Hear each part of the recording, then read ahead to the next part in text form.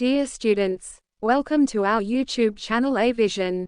Here you will find practice material for PTE. If you like our videos, then please subscribe our channel. Thank you. Dear students, welcome to our YouTube channel A Vision. Here you will find practice material for PTE. If you like our videos, then please subscribe our channel. Thank you. If after years of Spanish classes, some people still find it impossible to understand some native speakers, they should not worry. This does not necessarily mean the lessons were wasted. Millions of Spanish speakers use neither standard Latin American Spanish nor Castilian, which predominate in U.S. schools. The confusion is partly political. The Spanish-speaking world is very diverse. Spanish is the language of 19 separate countries and Puerto Rico.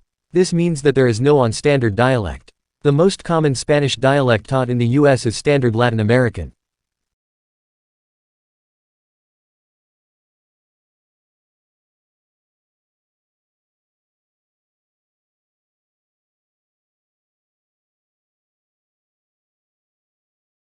Current fashions in clothes and accessories, gender stereotyping, and peer group pressure may all play a significant part.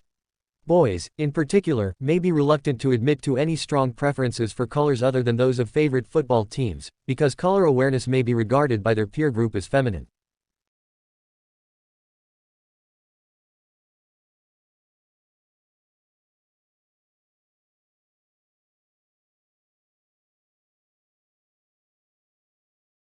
Many tests have shown that, in a very broad way, people in most parts of the world have similar color preferences. Blue is the most preferred and popular hue, followed in order by red, green, purple, yellow, and orange. Overlaying this basic order of color preference, however, are the responses of individuals, which of course vary widely and may also be very powerful. Children are likely to have strong preferences for some colors and aversions to others, but sometimes will not admit to them, since outside factors may be influential in determining both color preferences and the way that they are expressed or suppressed.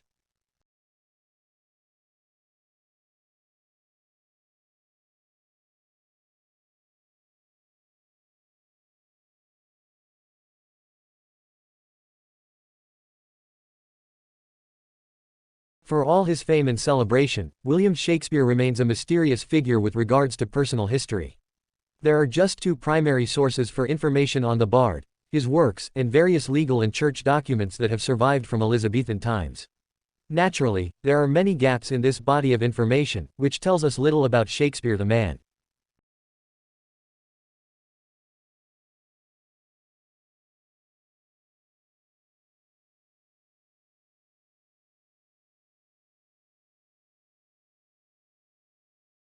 Financial markets swung wildly yesterday in the frenzied trading market by further selling of equities and fears about an unraveling of the global carry trade. At the same time, trading in the US and European credit markets were exceptionally heavy for a third consecutive day. London trading was marked by particularly wild swings in the prices of credit derivatives, used to insure investors against corporate defaults.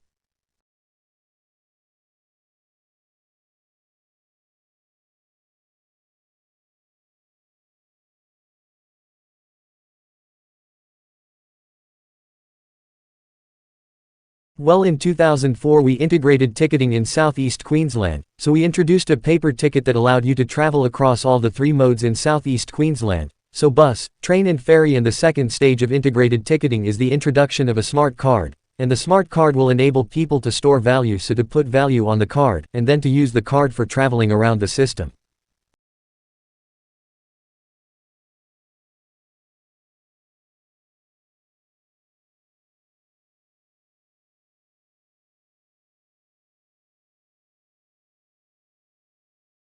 Dave Hackenberg, a beekeeper since 1962, can usually tell what killed his bees just by looking at them. If they're lying on the ground in front of a hive, it's probably pesticides, he says. If the bees are deformed and wingless, it's probably vampire mites. But last fall, Hackenberg saw something he had never seen before. Thousands of his bee colonies simply disappeared. He was in Florida at the time, pulling the lids off some of his commercial hives. To his horror, they were all empty.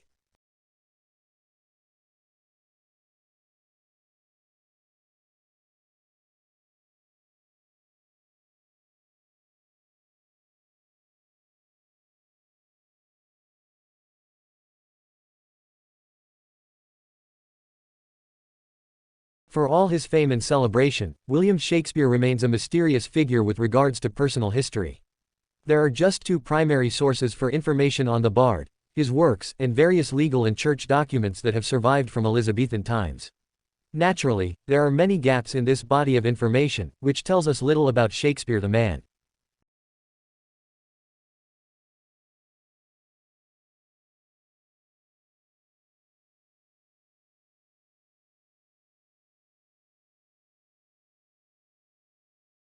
If after years of Spanish classes, some people still find it impossible to understand some native speakers, they should not worry. This does not necessarily mean the lessons were wasted. Millions of Spanish speakers use neither standard Latin American Spanish nor Castilian, which predominate in U.S. schools. The confusion is partly political. The Spanish-speaking world is very diverse.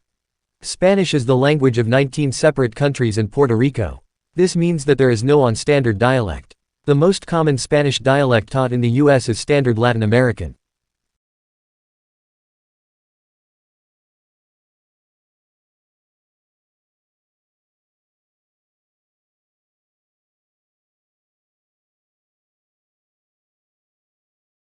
Current fashions in clothes and accessories, gender stereotyping, and peer group pressure may all play a significant part.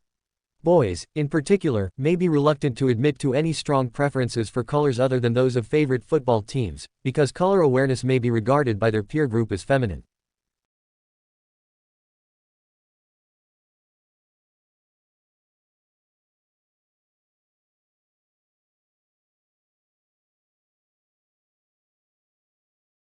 Many tests have shown that, in a very broad way, people in most parts of the world have similar color preferences. Blue is the most preferred and popular hue, followed in order by red, green, purple, yellow, and orange. Overlaying this basic order of color preference, however, are the responses of individuals, which of course vary widely and may also be very powerful.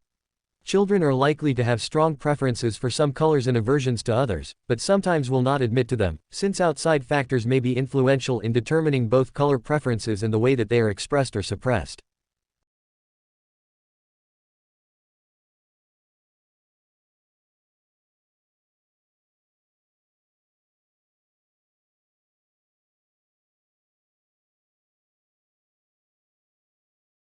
Well, in 2004 we integrated ticketing in southeast Queensland, so we introduced a paper ticket that allowed you to travel across all the three modes in southeast Queensland, so bus, train and ferry, and the second stage of integrated ticketing is the introduction of a smart card, and the smart card will enable people to store value, so to put value on the card, and then to use the card for traveling around the system.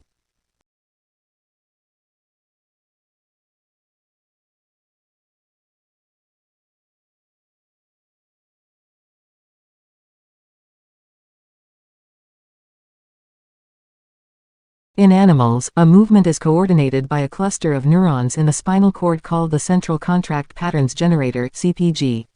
This produces signals that drive muscles to contract rhythmically in a way that produces running or walking, depending on the pattern of pulses.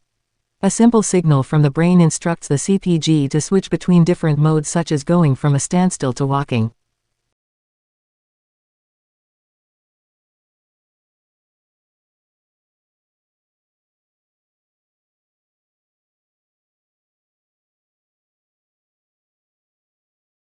For many years, the favorite horror story about abrupt climate change was that a shift in ocean currents could radically cool Europe's climate.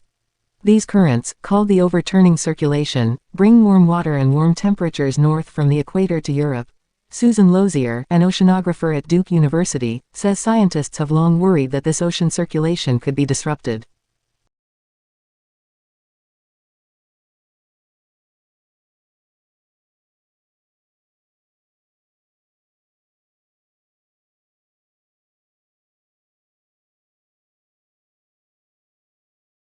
Financial markets swung wildly yesterday in the frenzied trading market by further selling of equities and fears about an unraveling of the global carry trade. At the same time, trading in the US and European credit markets were exceptionally heavy for a third consecutive day. London trading was marked by particularly wild swings in the prices of credit derivatives, used to insure investors against corporate defaults.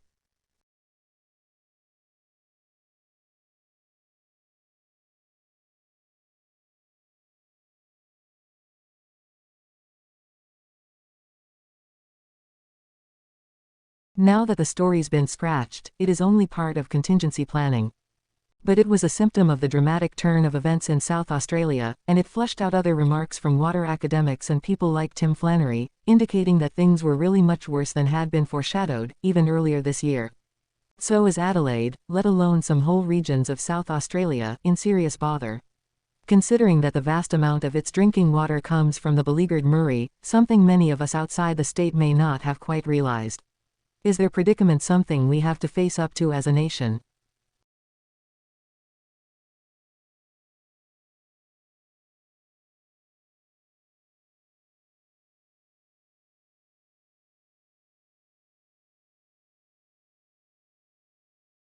Dave Hackenberg, a beekeeper since 1962, can usually tell what killed his bees just by looking at them.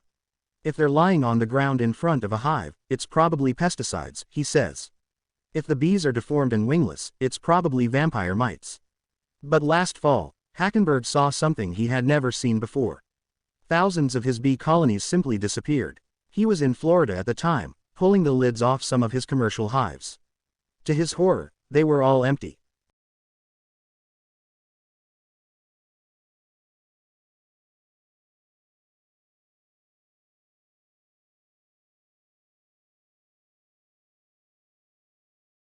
But art historians and curators have long been curious to know how different this repetition is from the first. Should it be considered a copy, an independent artwork, or something in between? An extensive research project conducted over the past 3 years by conservation experts at both the National Gallery and the Van Gogh Museum has concluded that the second painting was not intended as an exact copy of the original example, said Ella Hendricks, a professor of conservation and restoration at the University of Amsterdam, who was the lead researcher on the project.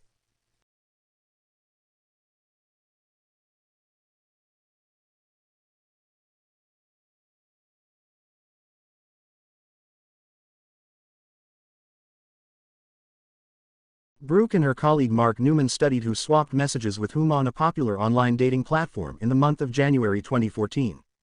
They categorized users by desirability using PageRank, one of the algorithms behind search technology. Essentially, if you receive a dozen messages from desirable users, you must be more desirable than someone who receives the same number of messages from average users. Then they asked, how far, out of their league, do online daters tend to go when pursuing a partner? I think people are optimistic realists. In other words, they found that both men and women tended to pursue mates just 25% more desirable than themselves. So they're being optimistic, but they're also taking into account their own relative position within this overall desirability hierarchy.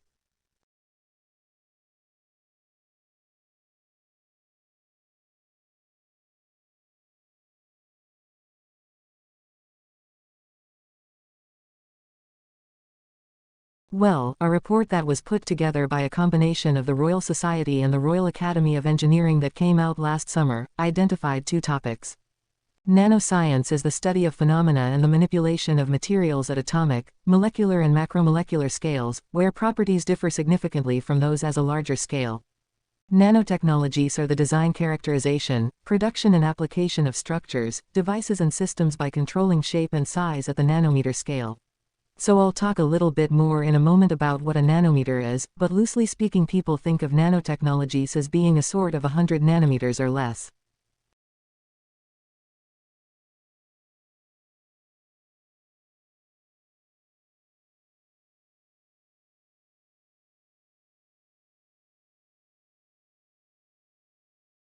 Along the way we have built unashamedly beautiful buildings, 2 of which have won and another was runner-up in the prestigious United Nations World Habitat Award, the first time an Australian building has received that international honor. We rely on older concepts of Australian architecture that are heavily influenced by the bush. All residents have private verandas which allow them to socialize outdoors and also create some defensible space between their bedrooms and public areas. We use a lot of natural and soft materials to build beautiful landscape gardens.